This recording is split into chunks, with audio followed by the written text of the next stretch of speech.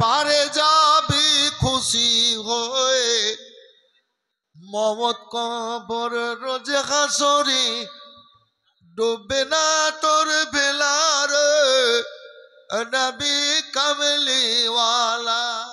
কি নাম? তৈমুদ্দিনের নামে 500।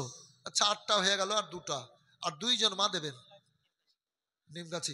আমাকে যে মৌলানা সাহেবটা নিয়ে এলো ডিসকোমোর থেকে, ওই ওই ওই মৌলানাটা কই, কি নাম ওর? ওই যে আপনি এলেন তখন ঘরে যে ছিল মৌলানাটা, জিয়াউর রহমান, ওনার নাম জিয়াউর ভাই কই? আপনি আসেন, আপনার অপেক্ষা করছি। আচ্ছা ওই জায়গাটা ডিসকোমোর কিসের লেগে হয়েছে আপনারা জানেন? ডিসকোমোরের লোক ডিসকোমোরই জানেন না? আপনারা জানেন গো কেউ ডিসকোমোর নামটা কেন হয়েছে? এই এই মৌলানা বলো তো, জানো? এই এই এই এই ওইদিকে তাকালে হবে না। ডিসকোমোর কেন নামটা হয়েছে জানেন? শরীফগঞ্জের এই ঠিক বলে দিয়েছে। প্যান্ট শার্ট পরে আর বুঝলেন তেরে নাম চুল কাটা একটা মেয়ে লোক চশমা দিয়ে এবার বুঝলেন নেমে আর 8 ফাট দোকানে বলছে একটা ডিস্কো চা, দাম কত? 150 টাকা। ও কিন্তু 8 ফাটি আছে, শুধু লিকার খুলে দিয়ে দিয়েছে, চিনি টিনি দুধ টুধ কিছু দেয়নি। তো বলছে আর কই? তো বলছে এইটা ডিস্কো চা। কথা বুঝতে পারলেন? ওর কিছু আর বলার নাই, তাহলে শিখিয়ে দিলাম ডিস্কো ডিস্কো চা ডিস্কো চা। ওই মোড়টার নাম হয়ে গেল ডিস্কো মোড়। হ্যাঁ ডিস্কো চা ডিস্কো মোড়। জেনে নিলে আজ তাহলে আর কোনো জায়গায় ঠকবে না তো। ঠিক আছে 500 টাকা বলো তো একটা মাকে, আর 2টা 500 করে লি দিয়ে দোয়া করি। একটা ভাই বলেন তো 500 দেব, মায়ের পায়ের তলে জান্নাত, মায়ের পাকে খুশি করেন। ভাগ্যবান কে আছেন? ও ভাগ্যবান ছেলে, ভাগ্যবান ছেলে 500 টাকা মায়ের পাকে খুশি করেন। যদি না পারেন 30 কেজি ধান, 30 কেজি ধান বলবেন, কালকে দেবেন আপনারা জানি আমি, শেষ দিন দেবে। আর 2টো নেব দিয়ে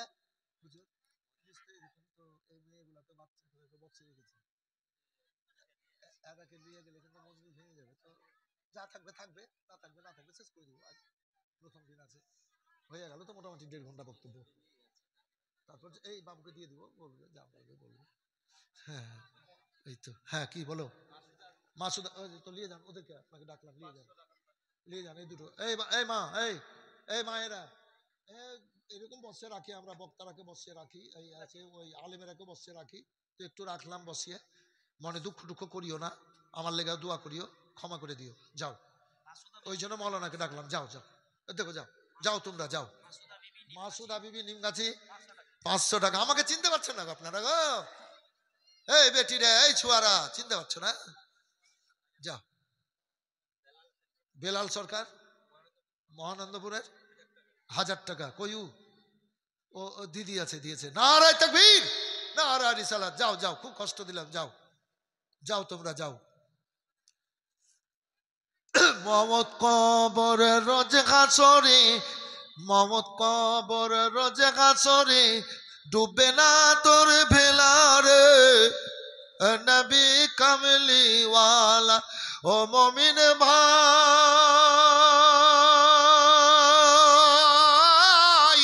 তোর হলো যাওয়ার বেলা, ডাকছে রে তোরে কে আর মাঝি নবী কামলিওয়ালা গো, চলো মাদ্রাসাতে যা। সুবহানাল্লাহ। আজকে 10 কেজি করে ধান 10 জনের কাছে জিজ্ঞেস করেন, এসে লিখে দেন বাবু। খুব খুশি আছি আমি পাবলিকের ব্যাপারে। ভেবেছিলাম মেয়েগুলাকে পাঠালে মেয়েরা চলে যাবে, কিন্তু মেয়েরা গেলেন না। এটা আপনাদের বাহাদুরি, এটা আপনাদের বাহাদুরি। এবার আছেন একজন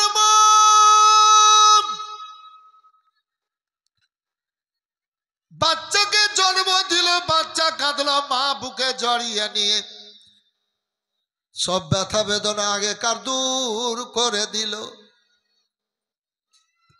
এবার মাটিকে বলে, মাটি রে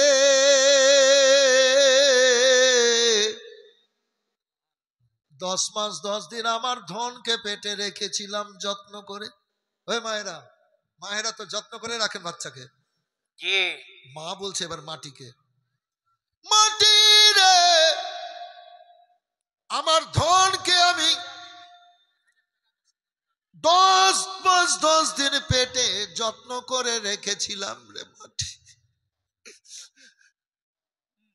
মা কেঁদে কেঁদে মাটিকে বলছে, মাটি রে আজ আমি তোকে সুপে দিলাম। এ মাটি তুমি খাঁটি আমার ধন,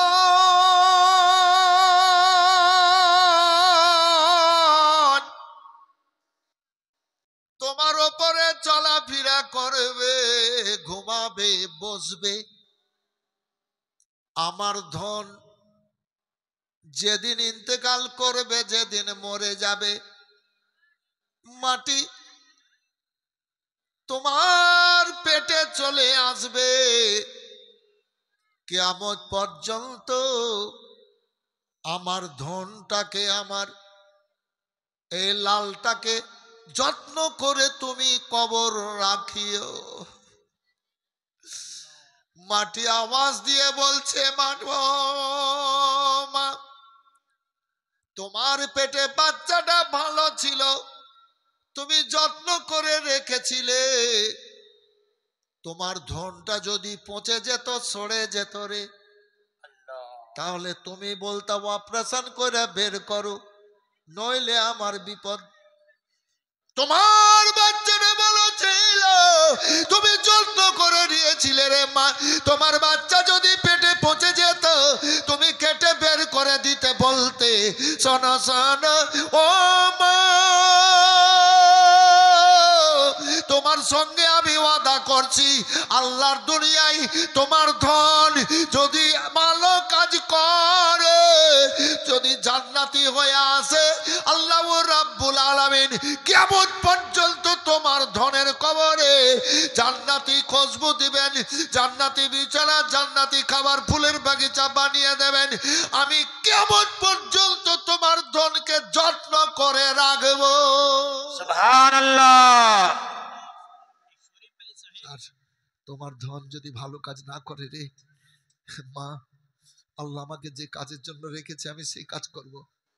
মা বলছে মাটিকে, কি মাটি বলো? তো বলছে আমি ডান দিকের হাড্ডি বাম দিকে করব, বাম দিকের হাড্ডি ডান দিকে করব। আল্লাহর ফেরেশতারা আসবে, 80 মনের গর্জ মারবে, তহস নহস করে দেবে। হাই রাতে মা খাদিজা তখন বলছে আমি আর কিছু করতে পারবো না, তখন আমার কিছু করণীয় থাকবে না। খাদিজাতুল কুবরা রাদিয়াল্লাহু তাআলা আনহা যখন জিকির আজকার করতেন, ভয়াবহ অন্ধকার কবরকে মনে মনে ভেবে জিকির আজকার করতেন গো। তখন 5 ওয়াক্ত নামাজ ছিল না, তখন রোজা ছিল না, যাকাত ছিল না, জানাজার নামাজও ছিল না, কেননা নবীকে তখন মেরাজ হয়নি। খাদিজাতুল কুবরা রাদিয়াল্লাহু তাআলা আনহা আল্লাহু আকবার জিকির আজকার করতেন। একদিন হঠাৎ করে জিকির করতে করতে মুসাল্লায় অজ্ঞান হয়ে পড়ে গেলেন। পার্শ্বে বেটি ফাতেমা, ফাতেমা মাকে জড়িয়ে ধরে মা মা বলে ডাক দিচ্ছেন, আর খাদিজার কোনো সাড়া নেই। হযরতে ফাতেমা জান্নাতি খাতুন মা জননীকে সইয়ে দিয়ে আল্লাহর রাসূলের হুজরাখানায় গেলেন। ইয়া রাসূলুল্লাহ, বা হুজুর গো, আমার মা মুসাল্লায় অজ্ঞান হয়ে পড়ে গেছেন গো। আব্বা হুজুর, আমার মা খাদিজা কোনো কথাবার্তা যেন বলে না। আল্লাহু আকবার বলেন না, আল্লাহু আকবার, আল্লাহু আকবার। হযরতে নবী পাক সাল্লাল্লাহু আলাইহি সাল্লাম গায়েবের সংবাদদাতা নবী আস্তে আস্তে করে উঠে চলে আসলেন। আসার পরে দেখছেন খাদিজা ওইভাবে পড়ে আছেন মুসাল্লায়।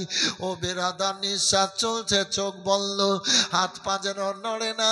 আল্লাহর হাবিবের চোখ দিয়ে ঝরঝর করে পানি ঝরে যাচ্ছে। হযরত রাতে নবী আমার বলেন, ও ফাতেমা বেটি এক গ্লাস পানি দাও।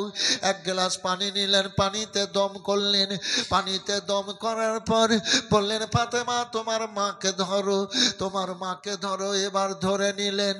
এবার রাসূলুল্লাহ ওই পানিগুলা কিছুটা চেহারায় ছিটালেন, চোখগুলা খুলে গেল। আল্লাহর নবী সাল্লাম বাকি পানিটুকু পান করালেন। খাদিজার দুই চোখ দিয়ে ঝরঝর করে পানি ঝরে যাচ্ছে। আল্লাহর হাবিব বলেন, খাদিজা তুমি অজ্ঞান কেন হয়েছিলে বলো, তুমি বেহুশ কেন হয়েছিলে বলো। ইয়া রাসূলুল্লাহ, আল্লাহর রাসূল গো, আমি যখন জিকির আজকার করি তখন ভয়াবহ অন্ধকার কবরকে মনে মনে ভেবে জিকির করি। বলে কেন খাদিজা? বলে যখন মরে যায় মানুষ, গোসল দিয়ে কাফন পরিয়ে ওই কবরস্থানে নিয়ে যাই, নির্জন কবরে 2.5 হাত মাটির তলে এবার সইয়ে দিয়ে তীর পাটাটন দিবে, মাটি দিয়ে ঢেপে দেবে। নবী গো, আমিও যখন মরব তখন ওইভাবে কবরে দিয়ে আমাকে ঢেকে রাখা হবে।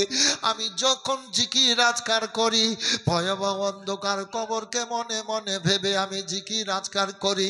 ইয়া রাসূলুল্লাহ, আপনি বলেছেন আল্লাহর যদি ইবাদত বান্দিগি না করে কবরে যাই, জিকির আজকার না করে যাই, বেঈমান হয়ে যদি যাই, দুই দিকের মাটি চাপ দেবে, 80 মনের ফেরেশতা